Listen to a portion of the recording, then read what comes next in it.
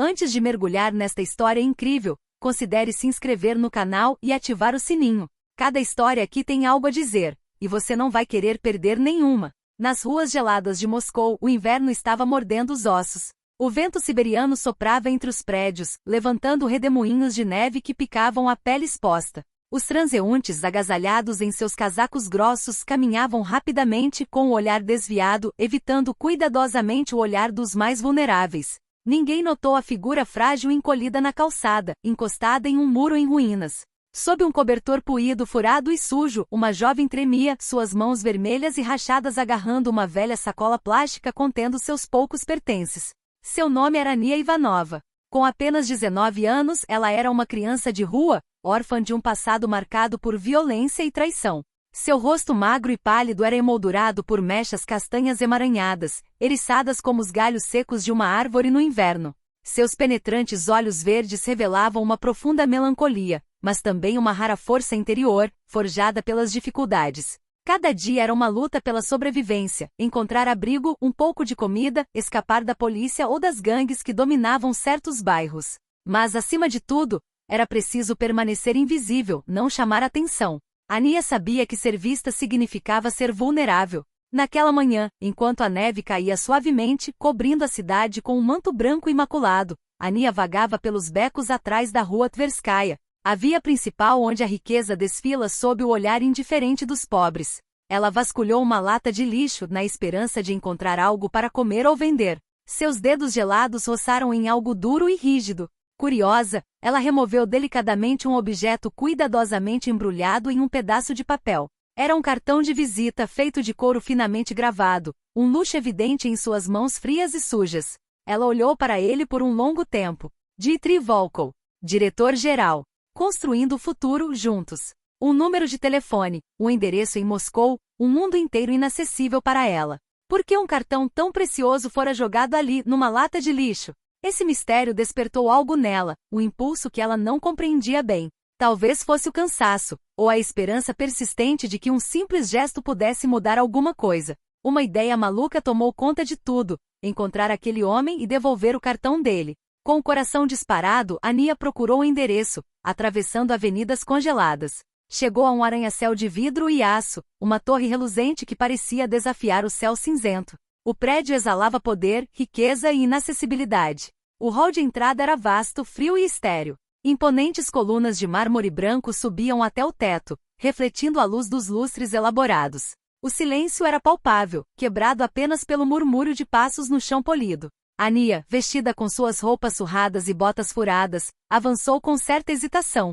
Não sabia como havia passado pela segurança, talvez fosse a surpresa dos guardas ou a pura determinação que emanava dela. Quando Dmitry Volkov apareceu, franziu a testa ao ver a jovem com o rosto marcado por cicatrizes e as roupas rasgadas em forte contraste com o luxo que a cercava. Ele estava prestes a empurrá-la, a forçá-la a sair com força. Mas então Ania lhe entregou o cartão com a voz trêmula, mas firme. É seu? Dmitry pegou o cartão e olhou para ele com uma mistura de surpresa e desdém.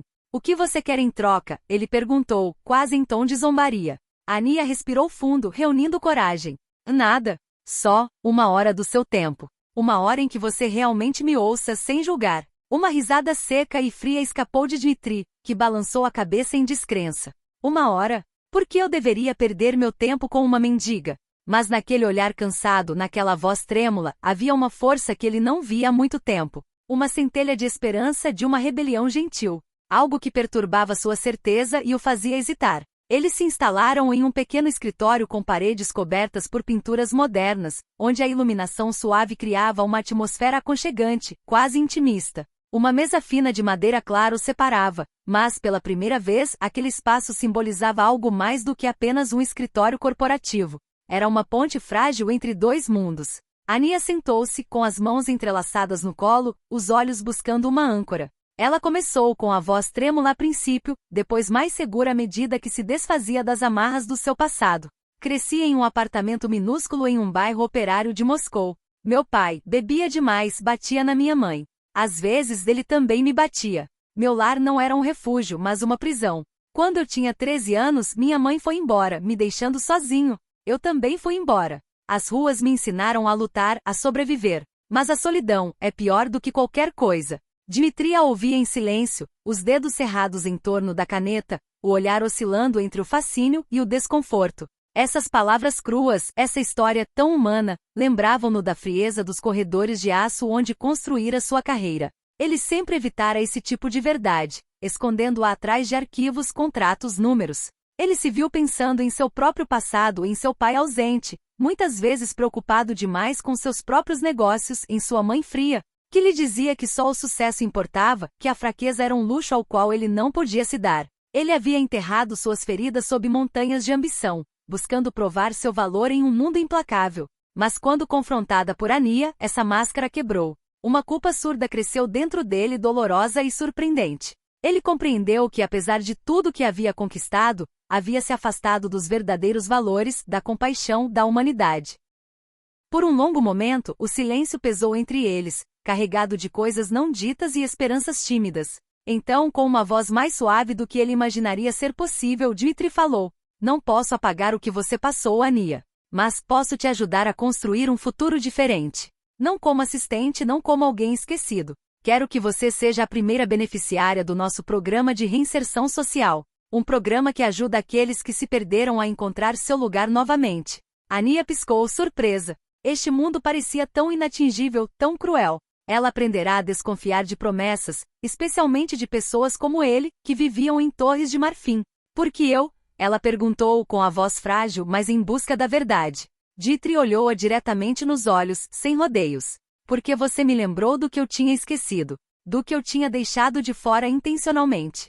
Pessoas importam mais do que lucros, mais do que números. Você é a prova de que ainda podemos mudar, de que existe outra maneira de ter sucesso."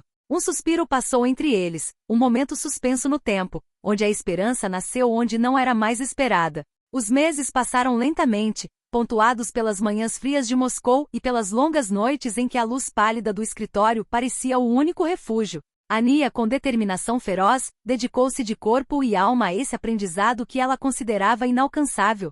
Todas as manhãs, ela chegava antes do escritório abrir, sentando-se diante de um computador antigo que Dmitri lhe emprestara. Seus dedos tremiam enquanto digitava as primeiras letras, muitas vezes confundindo as teclas, mas ela persistia, pacientemente corrigida por um tutor que ele havia contratado. Ler lhe abria novos mundos, histórias, ideias, mas também palavras para expressar o que ela havia mantido trancado por muito tempo. Ela estava aprendendo a escrever o próprio nome, seus pensamentos, seus sonhos ainda frágeis.